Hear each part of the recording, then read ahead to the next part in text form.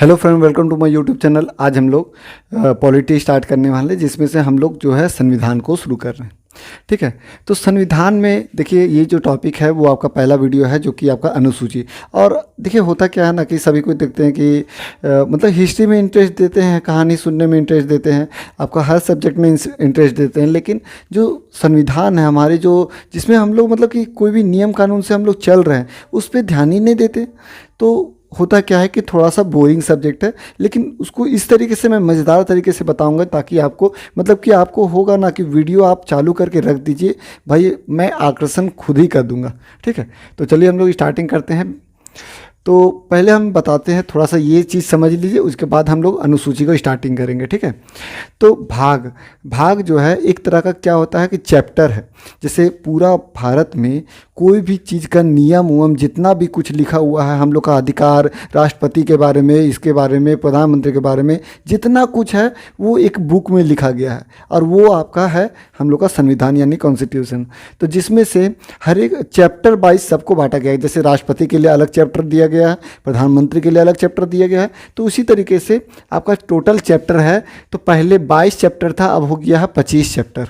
ठीक है, यानी टोटल पहले 22 भाग थे, अब 25 भाग हो गया। अब हर एक चैप्टर में जैसे मान लीजिए आपका राष्ट्रपति है, तो राष्ट्रपति का अगर पहला चैप्टर का में दे रहा, तो पहला चैप्टर में राष्ट्रपति को दे रहा, तो उसमें आपका पॉइंट कर करके देगा कि राष्ट्रपति के बारे में, हाँ तो भाई ये करेगा, शपथ लेगा, फिर उसके बाद उसका पोस्ट में क्या क्वालिटी होना चाहिए, फिर वो जो है कितना समय तक रहेगा। तो इस तरीके से करके हर एक चैप्टर में सब किसी भी आदमी के बारे में उसके पॉइंट कर करके दिए गए हैं, और वो होता है आर्टिकल।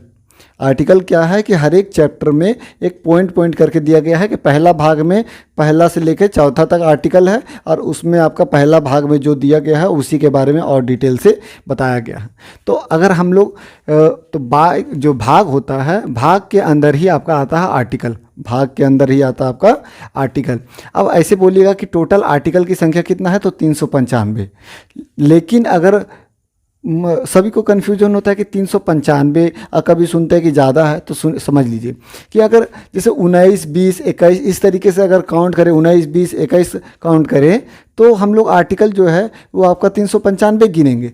लेकिन अगर देखेंगे कि 19 का ए भी है, 19 का बी, 19 का सी, अगर इस तरीके से गिनेंगे 1, 2, 3, 4, मतलब कि उसके अंदर वाला चीज़ भी गिनेंगे, तो वो आपका हो जाएगा 448। तो टोटल हम लोग का जो संविधान है, मूल संविधान में आपका जो आर्टिकल है वो आपका 395, लेकिन उसमें अगर डेप्थ में जाइएगा अंदर में तो काउंटिंग कीजिएगा तो आपका 448 आर्टिकल आपको मिलेंगे। ठीक है, अब बात करते हैं संशोधन की। तो अभी तक टोटल जो है वो आपका 105 संविधान संशोधन हो चुके हैं। संशोधन क्या होता है कि कोई भी चीज़ अगर मान लीजिए संविधान में कुछ नया चीज़ जोड़ना है या कोई भी चीज़ हटाना है, कोई परिवर्तन करना है, तो उसको बोलते हैं संशोधन। ठीक है, तो उसको हम लोग टोटल कितना, हम लोग संविधान में कितना बार संशोधन किया गया है, कितना बार सुधार किया गया है, तो 105 बार सुधार किया गया है। अब आते हैं अनुसूची के बारे में। तो टोटल पहले 8 अनुसूची था, अब 12 अनुसूची हो गया है। अब अनुसूची आखिर है क्या, देखिए यहाँ तक तो हम लोग समझ गए, लेकिन अनुसूची क्या है।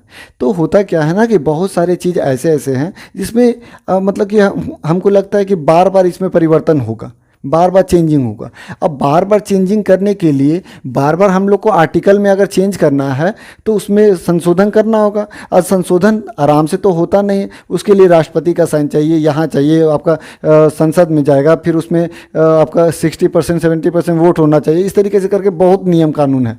ठीक है, तो उसको अब हर बार तो उतना नहीं झेल सकता है। जब कोई भी कानून हमको लगता है कि ये बार बार परिवर्तन होगा, तो उसको तो हम लोग उसमें नहीं डाल सकते हैं। तो इसीलिए क्या करते हैं कि उसको एक अलग टॉपिक बना के रखा गया है, जिसको हम लोग बोलते हैं अनुसूची, यानी कि वो हम लोग का आर्टिकल से अलग है। ये आपका अनुसूची ऐसा है कि अगर हमको लग रहा है कि ये इसमें बार बार परिवर्तन होना चाहिए, तो इसमें क्या करेंगे हम लोग अनुसूची में, मतलब कि कोई भी अगर नया चीज़ आया, अगर हमको ज़्यादा लफड़ा नहीं चाहिए तो हम अनुसूची में डाल सकते हैं। ठीक है, इसी तरीके से आपका पहले 8 अनुसूची था, धीरे धीरे बढ़ते बढ़ते आपका 12 अनुसूची हो गया। अब एक एक अनुसूची को हम लोग बहुत ही डिटेल में, बहुत मज़ेदार तरीके से समझते हैं। ठीक है, तो टोटल देखिए आपका जो राज्य है वो हम लोग का 28 राज्य है, और केंद्र शासित प्रदेश की बात करें तो 8 होता है। तो हम लोग राज्य को समझते हैं कि राज्य क्या है, तो हर एक स्टेट के बारे में आप जानते ही हैं। और देखिए मैंने मतलब कि जब आर्टिकल स्टार्ट करूँगा तो उसमें आपका 2800 राज्य के बारे में मतलब कि बताऊंगा कि किस तरीके से राज्य का गठन हुआ।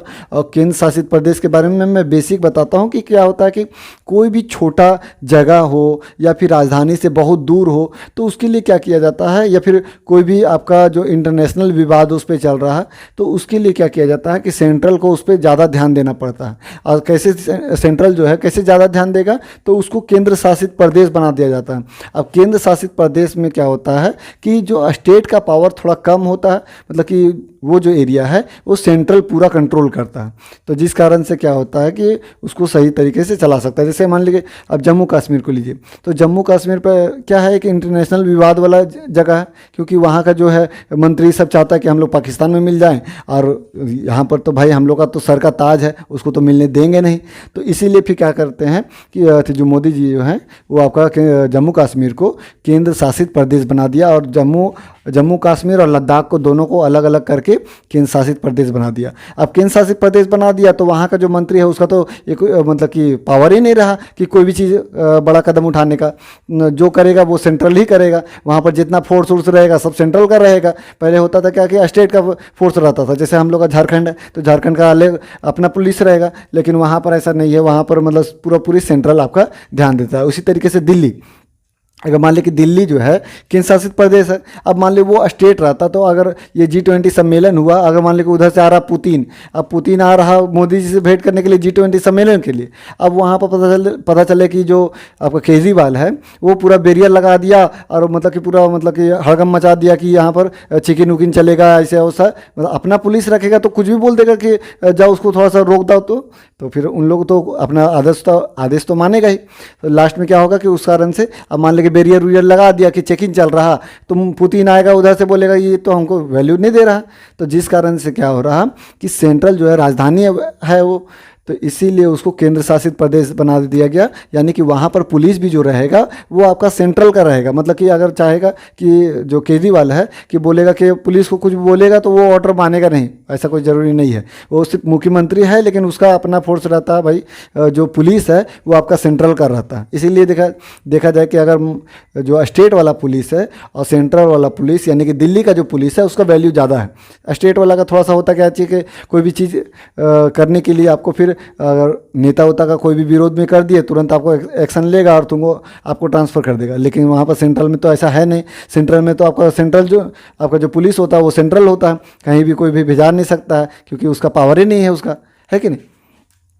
तो ये जो है आपका हो गया स्टेट और ये हो गया केंद्र शासित प्रदेश। यानी केंद्र शासित प्रदेश यानी छोटा इलाका या आपका कोई नया कल्चर का इलाका होना चाहिए। जैसे पुदुचेरी सब हो गया, तो पुदुचेरी सब में देखिएगा कि दूसरे कंट्री का, या फिर जैसे पुदुचेरी को बोल सकते हैं कि उसमें क्या है कि वहाँ का कल्चर अलग है।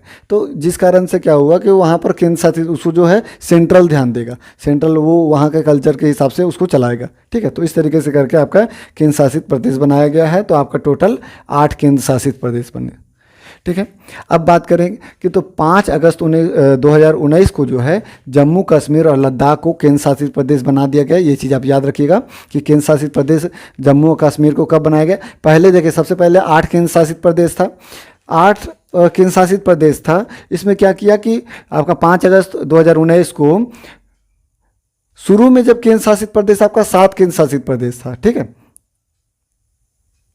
सबसे पहले हम लोग का केंद्र शासित प्रदेश जो था वो आपका 7 केंद्र शासित प्रदेश था, जिसमें से क्या हुआ कि 5 अगस्त 2019 को आपका 2 केंद्र शासित प्रदेश यानी कि जो जम्मू कश्मीर जो था वो राज्य था और उसको 2 भाग में बांट दिया, जम्मू कश्मीर और लद्दाख, और उसको दोनों को क्या किया केंद्र शासित प्रदेश बना दिया। तो 7 पहले था, अब 2 बढ़ गया तो कितना हो गया 9 हो गया। अब फिर उसके बाद क्या हुआ कि 26 जनवरी 2020 को दादर नागर हवेली और दमन और दीव ये अलग अलग आपका केंद्र शासित प्रदेश था। दादर नागर हवेली और दमन और दीव जो था वो दोनों अलग अलग केंद्र शासित प्रदेश था और ये दोनों को मर्ज कर दिया कब, तो 26 जनवरी 2020 इसको तो जिस कारण से मर्ज करने के बाद ये आपका 2 था, जिसमें से 1 घट गया, तो आपका हो गया टोटल कितना, 8 केंद्र शासित प्रदेश आपका हो गया। ठीक है, अब उसके बाद आते हैं दूसरा। ये तो पहला अनुसूची में दिया गया था। तो पहला अनुसूची में क्या है, तो राज्य यानी 28 राज्य होंगे और केंद्र शासित प्रदेश कितने होंगे, तो 8।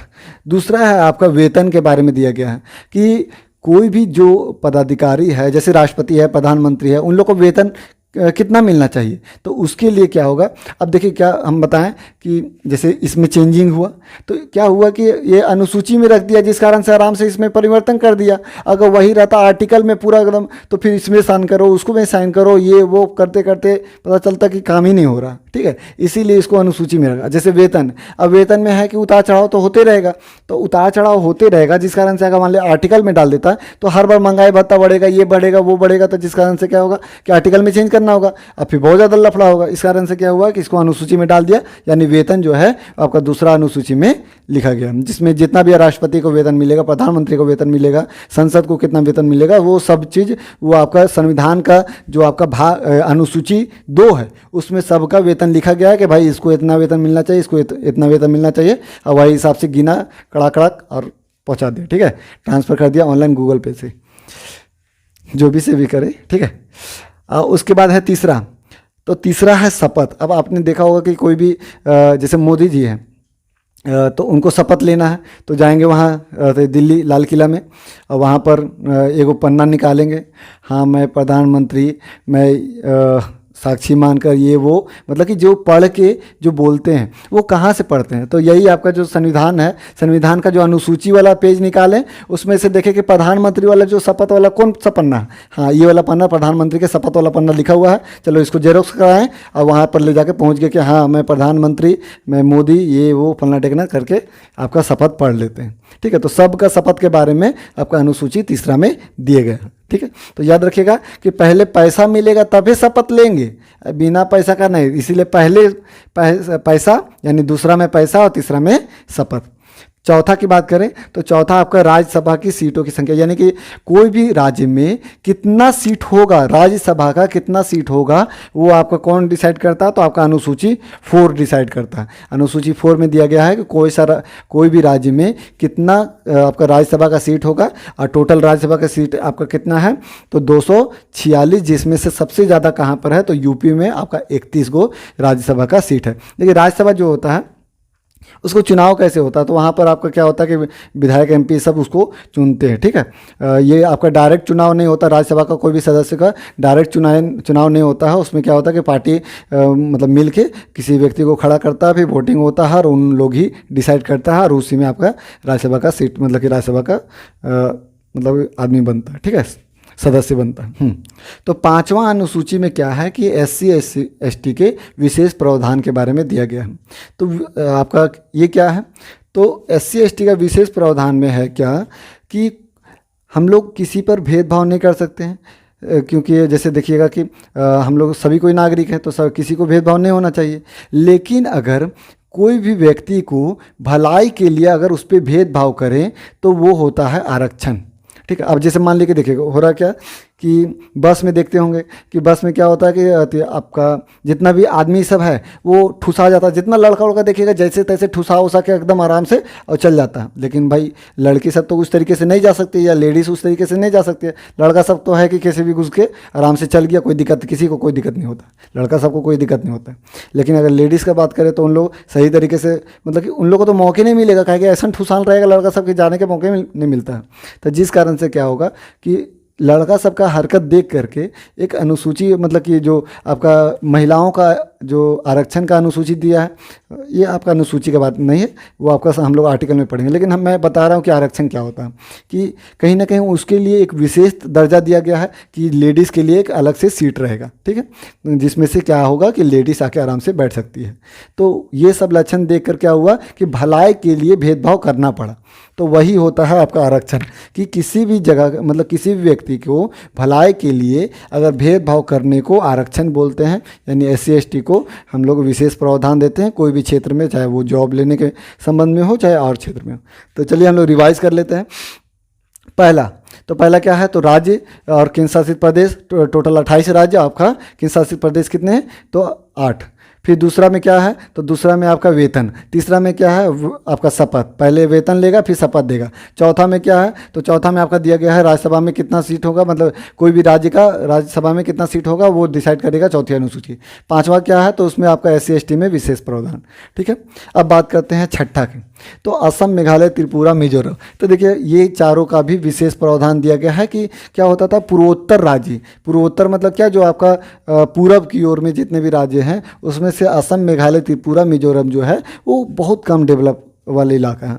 तो जिस कारण से उन लोग के लिए एक विशेष प्रावधान दिया गया है कि उन लोग को डेवलप करने के लिए। ठीक है, तो इसीलिए इसमें आपका जो छठी अनुसूची है वो दिया गया है कि आपका असम, मेघालय, त्रिपुरा, मिजोरम को विशेष प्रावधान का दिया गया।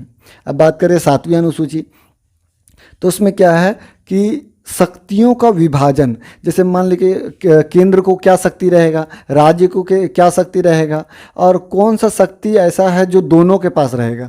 जैसे मान लीजिए कोई भी योजना लाना है, अगर मान लीजिए साफ़ सुथरा करना है तो वो कौन देखेगा, तो वो राज्य देखेगा। ठीक है, अगर मान लीजिए किसी पे अगर मतलब कि टैक्स लगाना है तो वो कौन देखेगा, तो सेंट्रल देखेगा। तो सबका अपना अपना शक्ति है।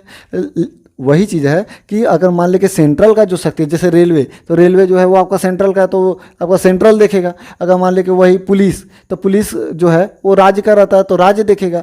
तो इस तरीके से करके आपका जितना भी अगर योजना भी कोई लाता है तो अगर सेंट्रल वाला अपना लाएगा, राज्य वाला अपना ला सकता है, दोनों का अपना अपना अधिकार है। लेकिन कुछ कुछ ऐसे आपका योजनाएँ होती है जो आपका दोनों ला सकते हैं। जैसे शिक्षा में कोई योजना लाना है तो सेंट्रल वाला भी लाएगा और आपका केंद्र वाला भी, मतलब कि आपका स्टेट वाला भी लाएगा। यानी राज्य सरकार भी अब उसमें योजना ला सकता है और केंद्र सरकार भी ला सकता है। तो जो कानून दोनों बना सकता है उसको बोलते हैं समवर्ती सूची। जिस कानून को दोनों बना सकता है वो कौन सा क्षेत्र में आ जाएगा, समवर्ती सूची। या जिसका आपका है कि पहले 42 समवर्ती सूची था, अब हो गया है 52। यानी कि पहले जो है दोनों मिलके 42 क्षेत्र में कानून बना सकता था, अब बढ़ करके हो गया है 52। यानी कि 52 आपका क्षेत्र में दोनों मिलके कानून बना सकता है। उसी तरीके से संघ की बात करें तो सेंट्रल को कितना आपका दिया गया है शक्ति, तो 100 कानून बनाने का, 100 अलग अलग, जैसे रेलवे हो गया, ये हो गया आपका इनकम टैक्स हो गया, ये वो फलना करते करते आपका 100 जो है वो आपका उसका सेंट्रल का मिला है कि 100 को ऐसा शक्ति मिला है जो सिर्फ सेंट्रल ही बना सकता है। अगर राज्य की बात करें राज्य सूची में तो पहले 66 था, अब हो गया 61। देखा कि क्या होता था ना कि राज्य में बहुत सारा मतलब कि वहाँ का जो मुख्यमंत्री सब ज़्यादा उसका फ़ायदा उठा लेता था, जिस कारण से क्या किया कि यहाँ से उसको हटा दिया। पहले 66 था लेकिन कुछ कुछ लगा कि इसके कारण उन लोग ज़्यादा फायदा उठा रहा और जिस कारण से नुकसान हो रहा, तो उसको हटा करके और इसमें डाल दिया समवर्ती सूची में। अब क्या होगा कि समवर्ती सूची में दोनों बना सकता है और जिसमें मेन पावर रहेगा सेंट्रल का। अगर मान लेगा स्टेट वाला कोई भी योजना लाया शिक्षा पे, अब लगो मोदी सरकार को लगा कि भाई ये जो कानून लाया है इसमें कुछ ना कुछ गड़बड़ है, तो वो क्या करेगा, उसको हटा भी सकता है। मतलब कि पूरा ज़्यादा प्रभाव आपका सेंट्रल को रहेगा।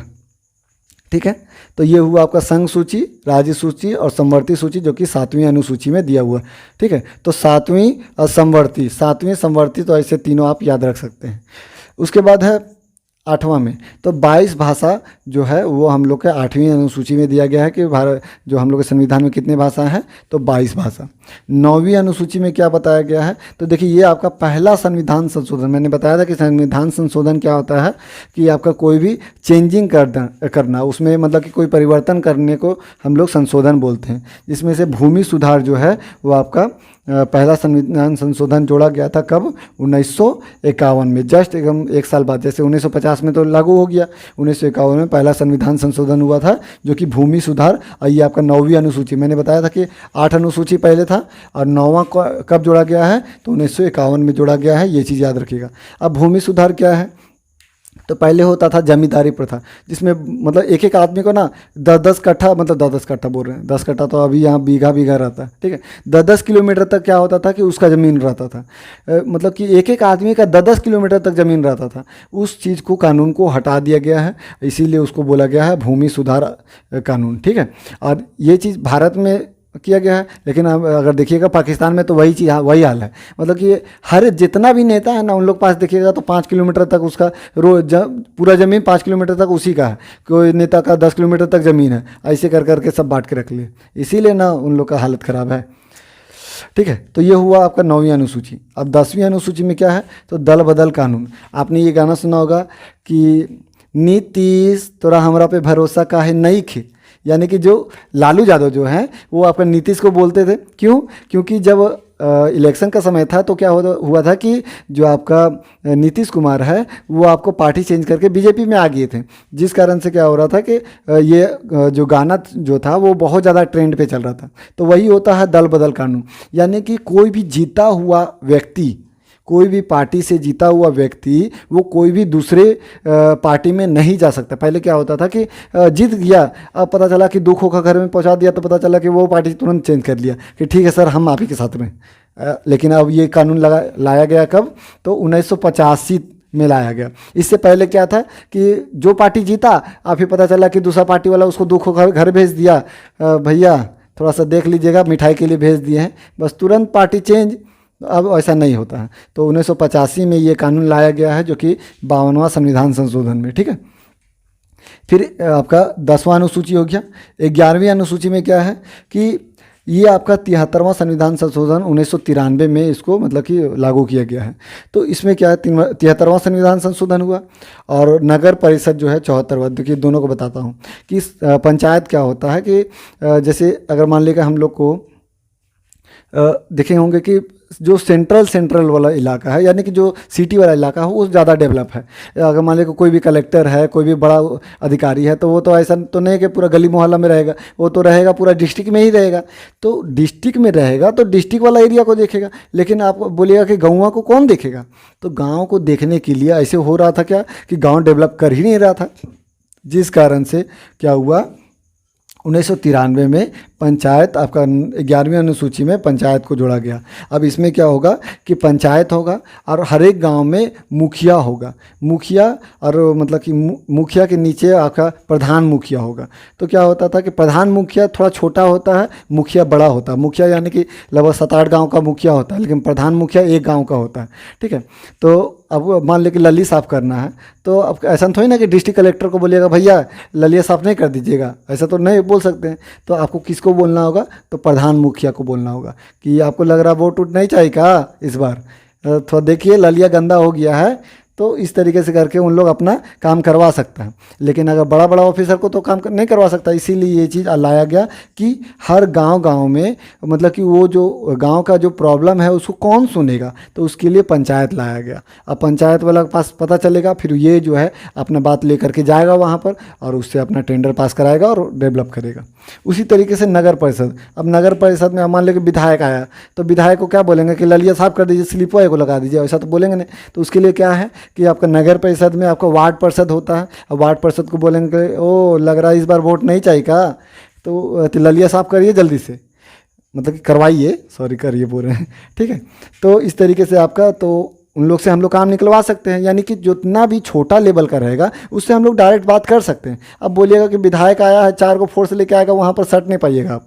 तो जिस कारण से क्या हुआ कि पंचायत और नगर परिषद को गठन किया गया कि हर एक एरिया जो है डेवलप कर पाए। ये आपका 73वां संविधान संशोधन और 74वां संविधान संशोधन, ये दोनों आपका 1993 में आया। तो चलिए एक बार फिर से रिवाइज कर देते हैं कि यहाँ तक तो हो गया था 5वीं अनुसूची। 6ठी में क्या था कि असम, मेघालय, त्रिपुरा, मिजोरम, ये चारों को विशेष प्रावधान। 7वीं में क्या था कि आपका संघ सूची, राज्य सूची और समवर्ती सूची को आपका जोड़ा गया है, जो कि आपका 7वीं अनुसूची में। 8वां में क्या है भाषा के बारे में, 22 भाषा। 9वां में क्या है भूमि सुधार के बारे में। 10वां क्या है दल बदल, पार्टी नहीं चेंज करेगा। और 11वां में क्या है कि पंचायत वाला। और 12वां में क्या है तो नगर परिषद। तो चलिए उम्मीद करते हैं कि इसी तरीके से मैं पूरा संविधान को ख़त्म करूंगा, एक एक टॉपिक को मैं ख़त्म करूंगा। तो मेरे चैनल में बने रहिएगा और सब्सक्राइब कर लीजिएगा ताकि इस तरीके की वीडियो आपको मिलती रहे और उसका नोटिफिकेशन सबसे पहले आपके पास आए और आप आसानी से अपना तैयारी बेहतर कर पाएँ।